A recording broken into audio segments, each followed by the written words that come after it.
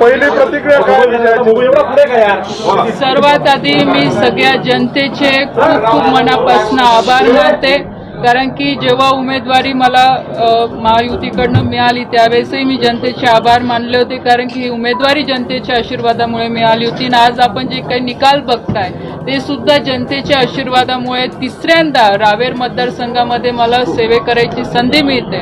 त्याच्यामुळे मी पक्षाचे आमचे नेते आदरणीय देवेंद्रजी असतील, अमित शहाजी असतील, नड्डाजी असतील, आमचे महाराष्ट्राचे नेते आदरणीय बावनकुळे साहेब असतील, देवेंद्रजी असतील, गिरीश भाऊ असतील, त्याचप्रमाणे सर्व आमचे घटक पक्षाचे सर्व नेते असतील, आदरणीय शिंदे साहेब असतील, अजितदादा असतील आणि सगळे आमदार, सगळे घटक पक्षातले सर्व पदाधिकारी, सर्व आमचे कार्यकर्ते, RSS परिवार, आपला बजरंग दल, त्याचप्रमाणे इथे नाथभाऊंनी पण मदत केलेली आहे।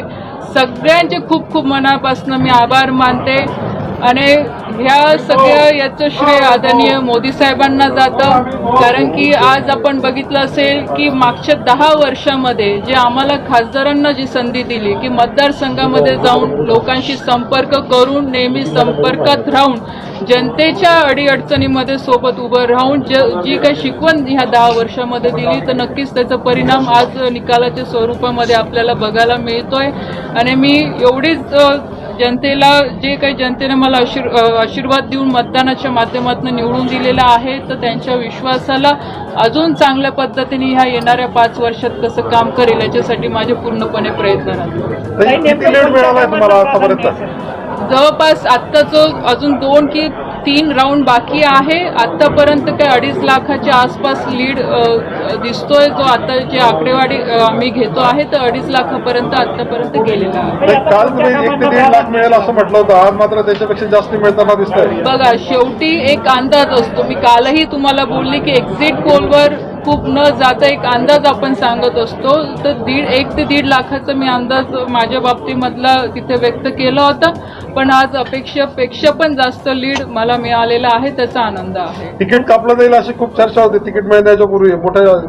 मी तेच सांगितलं की शेवटी निवडून देणारा हा मतदार असतो आणि तिकीट मिळवून देण्यासाठी पण मतदारांचे योगदान खूप मोठे माझ्या मतदारसंघामध्ये राहिले, नेत्यांचे, कार्यकर्त्यांचे खूप प्रयत्न राहिलेले आहे आणि त्याच्यामुळे ही तिसऱ्यांदा उमेदवारी मला मिळाली आणि त्याचं यश आज बघायला मिळतं।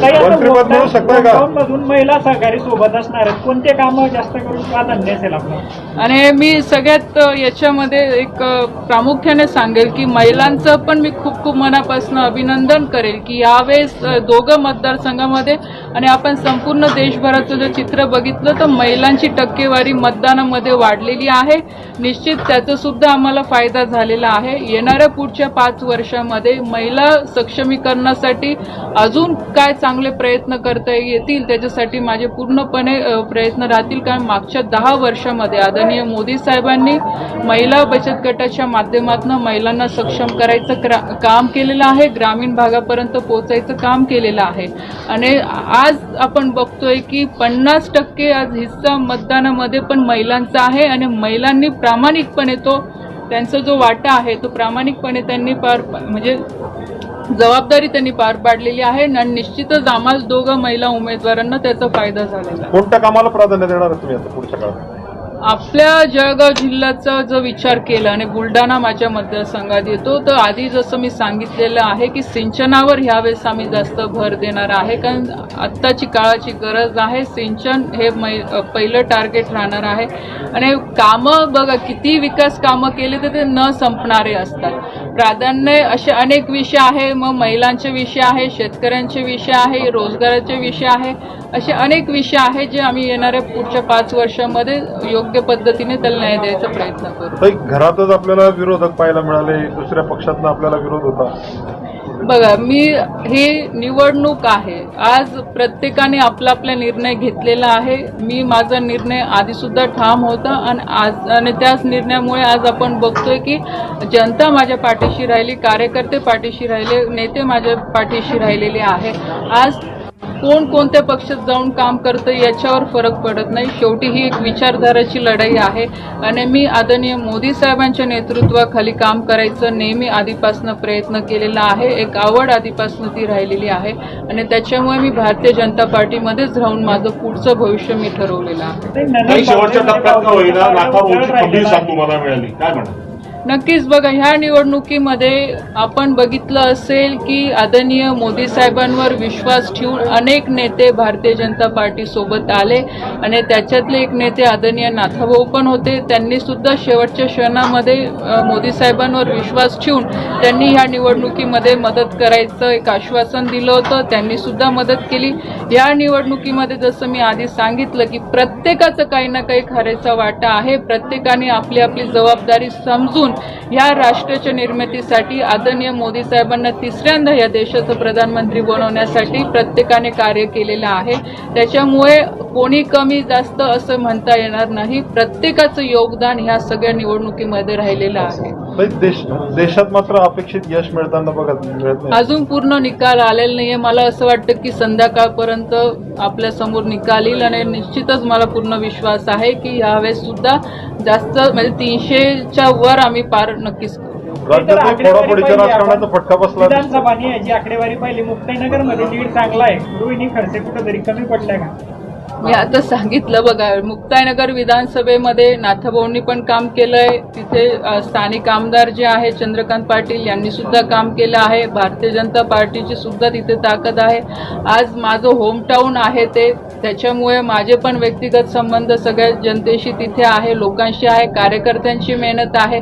म्हणून प्रत्येकाने आपल्या आपल्या परीने तिथे जोर लावलेला आहे आणि शेवटी आज स्थानिक उमेदवार तिचा म्हटल्यानंतर फरक पडतो. विधानसभेत आखरी कायम राहील का भाजप? विधानसभेला अजून 6 महिने बाकी आहे, पण विधानसभेमध्ये पण जर आमची महायुती राहिली तर जे काही उमेदवार पक्षाच्या माध्यमातून महायुतीच्या माध्यमातून दिले जातील त्यांच्यासाठी पण ह्याच पद्धतीने बारीक म्हणजे एक मायक्रो नियोजन करून आम्ही पूर्ण ताकदीने विधानसभेला समोर जाऊ की जेणेकरून ज्या पद्धतीने लोकसभेला लीड मिळालेला आहे प्रत्येक तालुक्यामध्ये तशाच पद्धतीचा लीड विधानसभेमध्ये पण आणू.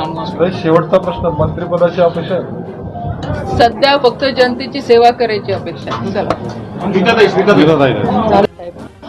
आमचे चंद्रशेखर बावनकुळे साहेब, अजितदादा शिंदे साहेब, आमचे संकटमोचक सन्माननीय गिरीशभाऊ महाजन, गुलाबभाऊ, अनिलदादा, आमचे राजूमामा भोळे, आमचे किशोरप्पा, माझे लहान बंधू मंगेशदादा, चिमनआबा, हे सगळे महायुतीचे सगळे सन्माननीय आमदार, आमचे सगळे मंत्री महोदय, आमचे सगळे महायुतीचे सन्माननीय पदाधिकारी आणि जनता जनार्दनाने ज्या विश्वासाने आम्हाला मतदान केले त्याच्याबद्दल मी सगळ्यांचे प्रथमतः खूप या ठिकाणी आभार मानते, धन्यवाद व्यक्त करते. आणि दोन्ही खासदार महिला आहेत आणि जिल्ह्यात मतदान सुद्धा महिलांनी पुढाकाराने केलेलं आहे.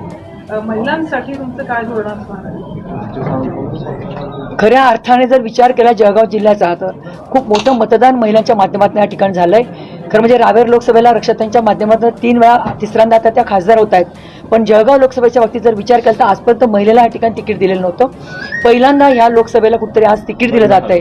2029ची महिला आरक्षणाची वाट न बघता एका जनरल जागेवर या ठिकाणी तिकीट दिलं गेलंय. मला वाटतं याचा परिपाक म्हणूनच आज महिलांचं मतदान आम्हाला सगळ्यात जास्त या ठिकाणी झालेलं आहे. आपण बघितलं असेल की मतदानाच्या दिवशी खूप मोठ्या संख्येनं महिला त्या ठिकाणी बाहेर पडलेल्या होत्या. आज कुठेतरी महिलांना या ठिकाणी नुसतं न बोलता की महिलांचं सक्षमीकरण, महिलांना पुढे नेलं पाहिजे अशा घोषणा न करता खऱ्या अर्थाने दोघे सीटवर महिलांना देऊन या ठिकाणी एक मोठा सन्मान महिलांचा केला आहे. तो भारतीय जनता पार्टीच्या माध्यमातून झालेला आहे. याचा आम्हाला कारण यांच्या या ठिकाणी अभिमान पण आहे. उद्योग क्षेत्रामध्ये महिला आघाडीवर येतील अशा पद्धतीने काही नियोजन आहे का? खरं म्हणजे आम्ही जे म्हटलं की सिंचनाचे प्रोजेक्ट जे आमच्या ह्या भागामध्ये अपूर्ण राहिले ते पूर्ण करण्याकडे आमचा मानस आहे. ते जर पूर्ण झाले तर खऱ्या अर्थाने शेतकरी राजा ह्या ठिकाणी कुठेतरी सुखी होऊ शकेल. पण हे करत असताना जर एखादा उद्योग या ठिकाणी आणायचा असेल तर त्याला पाण्याची पण गरज असते, वीज असते, रस्त्यांचं जाळं त्या ठिकाणी असतात. सगळ्या गोष्टी आपल्याकडे आहेत पण आपल्याकडे पाण्याची कमतरता आहे. हे जर झालं तर आमचे जे काही मुलं आहेत या ठिकाणची त्यांची जन्मभूमी आहे पण कर्मभूमी होऊ शकली नाही. तर त्या खऱ्या अर्थाने या ठिकाणी जर प्रोजेक्ट आले तर त्या माध्यमातून महिलांना सुद्धा उद्योगाला खूप तिथे प्राधान्य त्या ठिकाणी दिलं जाईल. बचत गटाच्या माध्यमातून फक्त महिला बचत करतात पण कुठेतरी उद्योग व्यवसायाचा विचार त्या कुठेतरी करत नाही. तर मला असं वाटतं आगामी काळामध्ये त्यांना त्या ठिकाणी प्रोत्साहन देऊन महिला उद्योजक कशा पद्धतीने पुढे येतील याच्या माध्यमातून नक्कीच आम्ही ठिकाणी काम करू.